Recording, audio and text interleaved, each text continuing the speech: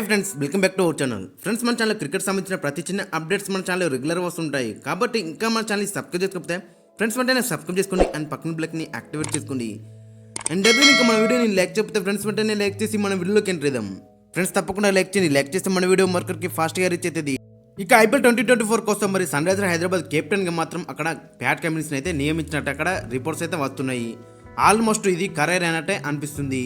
మరి Pat Cummins మరి recent world cup winner and అదేవిధంగా వరల్డ్ టెస్ట్ ఛాంపియన్షిప్లో కూడా మరి విన్నర్ కాబట్టి మరి అతను అయితే నియమించిల్లు. ఇక మన సన్ రైజర్ హైదరాబాద్ కూడా మరి అక్కడ ఆస్ట్రేలియన్ కెప్టెన్సే మరితోనే కలిసి వస్తుంది. గతంలో చూసిన మనకు డేవిడ్ వార్నర్ కానీ అక్కడ చూసుకుంటే మరి ఆడమ్ గిల్క్రిస్ట్ కానీ మరి వాళ్ళిద్దరు కూడా మన హైదరాబాద్ బేస్డ్ టీంకి అయితే కెప్టెన్గా అక్కడ మరి ట్రోఫీని అయితే అందించిల్లు. ఇక మరోసారి మరి ఈ సీజన్లో కూడా మరి అక్కడ ఆస్ట్రేలియన్ కెప్టెన్కి మరి అక్కడ పగ్గలైతే అప్పయ్యపడి ఉన్నారు. మరి గత 2-3 సీజన్ నుంచి చూసుకుంటే మరి చాలా ఇబ్బందులు అయితే మనం ఫేస్ చేస్తున్నాం. ముఖ్యంగా కెప్టెన్సీ విషయంలో లాస్ట్ సీజన్లో కూడా ఆడెన్ మార్కమ్ చాలా మనకి ఇబ్బందిగా కనిపించిండు. ఎందుకంటే మరి too much shopping and changes లెక్క మనకి కనబడ్డది టీం మాత్రం. కాబట్టి మరి ఈ సీజన్లో మాత్రం అక్కడ ఒక మంచి కెప్టెన్ అయితే మరి నియమించాలని చెప్పుకోవచ్చు సన్ రైజర్ హైదరాబాద్ దగ్గర నుంచి.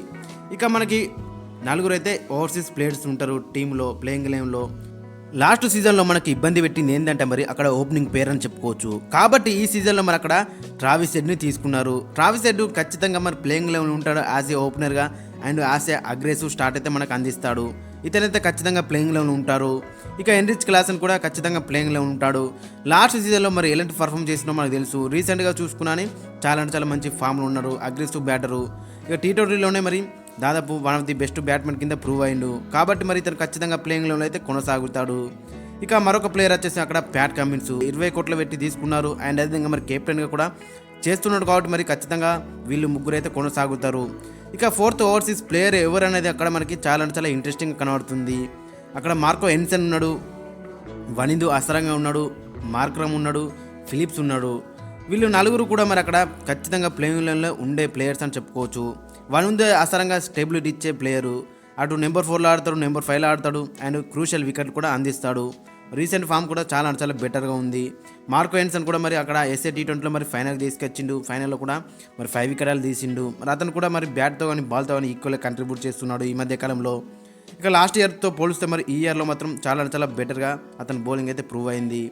ఇక 4th ప్లేయర్గా మార్కో యాన్సన్ ఉంటాడు. లేదంటే స్పిన్ వికెట్ ఆడితే గిట్ట మరి అక్కడ వనిందు అవసరంగాకి అవకాశం ఇచ్చే ఛాన్స్ ఉంది. అందుకే మరి అక్కడ మార్కంను అయితే కెప్టెన్స్ నుంచి తప్పించారని మనకి రిపోర్ట్స్ అయితే వస్తున్నాయి. ఇక మార్కం ప్లేయింగ్ లెవెల్లో ఉండు కష్టమని చెప్పుకోవచ్చు. ఇక డానియల్ విటోరీ మధ్య అండ్ ప్యాట్ కమిన్స్ మధ్య మంచి కోఆర్డినేషన్ అయితే ఉంటుంది. ఎందుకంటే మరి అక్కడ డానియల్ విటోరీ మరి ఆస్ట్రేలియా కోచ్గా చేస్తున్నారు కాబట్టి మరి వీళ్ళిద్దరి మధ్య అయితే మంచి కోఆర్డినేషన్ అయితే ఉంటుంది. ఇక రాబోయే సీజన్కి మరి SRH కెప్టెన్గా మనం ప్యాట్ కమిన్స్ని అయితే చూడబోతున్నాము. ఇంకొక న్యూస్ ఏంటంటే మరి అక్కడ బౌలింగ్ కోచ్ మరి అక్కడ డేల్ స్టీన్ ప్లేస్లో మరి అక్కడ జేమ్స్ ఫ్రాంక్లిన్ అయితే తీసుకొచ్చిల్లు. మరి చూడాలి మరి అతను ఏ విధంగా మన బౌలర్స్కి ఉపయోగపడతాడు. ఫ్రెండ్స్, మరి మీ యొక్క ఒపీనియన్ కింద కామెంట్ సెక్షన్లో అయితే మెన్షన్ చేయండి. మరి మీకు 4 ఓవర్సీస్ ప్లేయర్స్ అండ్ కెప్టెన్ ఎవరో కింద కామెంట్ సెక్షన్లో ఖచ్చితంగా మెన్షన్ చేయండి. మరి ప్యాట్ కమిన్స్ ఉంటే బెటర్ ఉంటుందా లేదంటే మార్కంతోనే కంటిన్యూ అయితే బెటర్ ఉంటుందని ఖచ్చితంగా కింద కామెంట్ సెక్షన్లో మీ యొక్క ఒపీనియన్ కింద మెన్షన్ చేయండి.